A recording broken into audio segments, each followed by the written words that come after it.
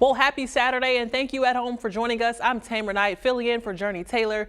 Meteorologist Simone Thomas has a look at the forecast. And Simone, it's going to be pretty cold out there tomorrow morning.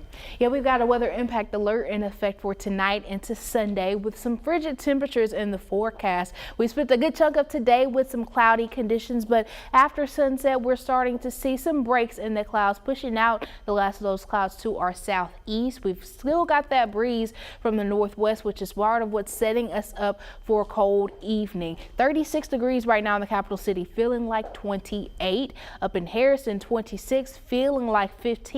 That wind chill in the teens is why we have that weather impact alert in effect, because we'll see more of that further south. But through the evening here in the capital city, you can expect winds to stay fairly light coming out of the northwest, but temperatures looking to dip into the 20s and teens. I'll show you a better map of that in your 7-day outlook, so make sure you stick around.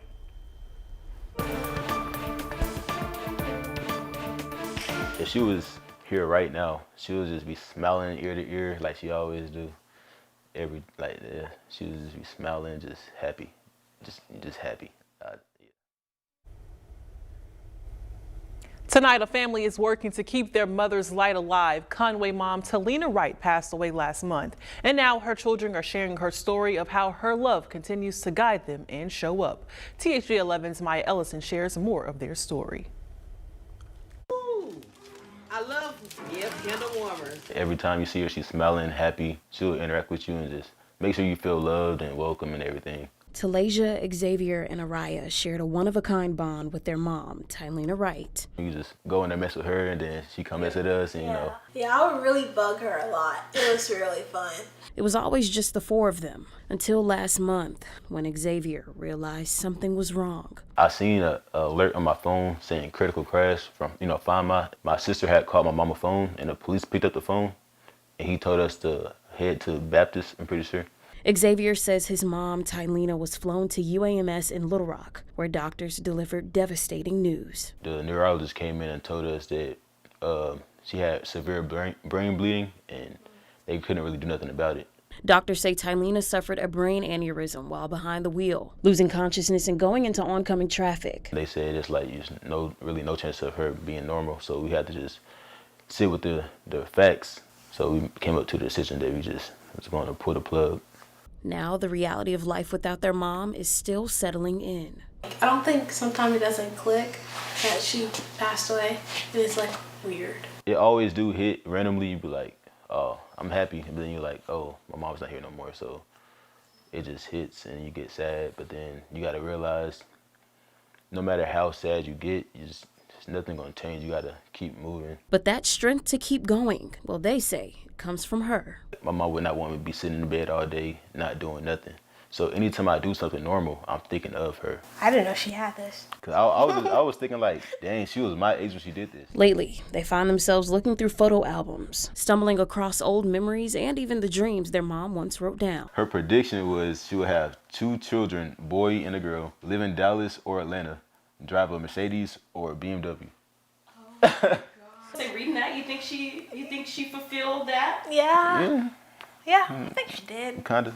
As they hold onto her legacy, Xavier says he's also focused on keeping his family stable. The reason why I made the GoFundMe was to just try to raise money to keep our family afloat, keep us on a okay path where we could still live in this house for a little bit longer. For now, their goal is simple, one day at a time. I love her.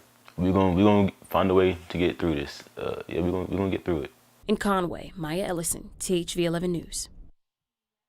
Now, Xavier says a GoFundMe has been created to support their family. We'll have that link posted for you when the article on this story becomes available at thv11.com. Thursday, President Donald Trump commuted the federal sentence of Congressman Steve Womack's son, James Philip Womack.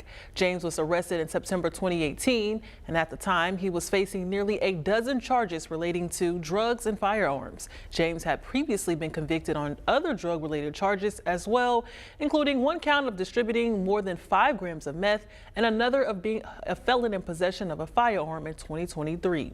James was later sentenced in federal court in 2024 to 8 years. He has now been granted 5 years of supervised release. And March 3rd is Election Day across Arkansas. In Maumelle, voters will answer 7 separate questions that could reshape their community. THV 11's Carter Threet explains what's at stake.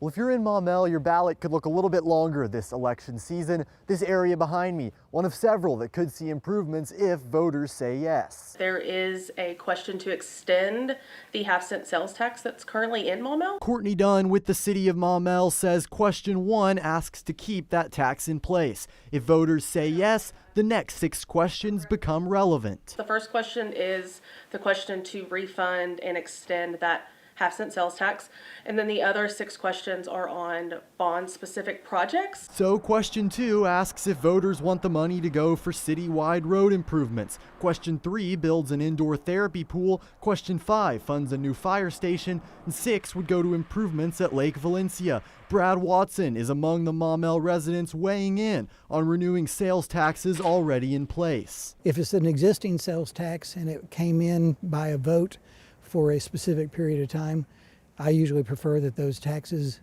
run their life and then they go away like they're supposed to. But as far as the 6 proposals this tax would pay for, all of those sound like they're probably worthy of public support for a community like Maumelle. The other 2 questions fund new turf for the community sports fields and a new police and fire training station. Early voting starts February 17th, with Election Day on March 3rd. The decision is up to the residents, so just make sure you're super informed and come to the community meetings. In Maumelle, Carter Thweet, THV 11 News.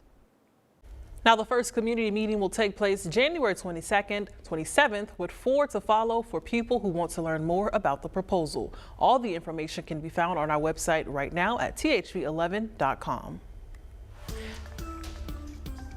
And with cold January temperatures returning to Central Arkansas, the North Little Rock Community Center is opening a warming center tonight at 2700 North Willow Street. If you or anyone you know needs the facility, participants should know the following. No ID is required, pets are allowed, and intoxicated people will not be allowed inside. And festivities in the Central Arkansas community of Saline County is helping create unity ahead of MLK Day. The MLK Block Party event started just 15 years ago on behalf of the Raft Bunch Neighborhood Association.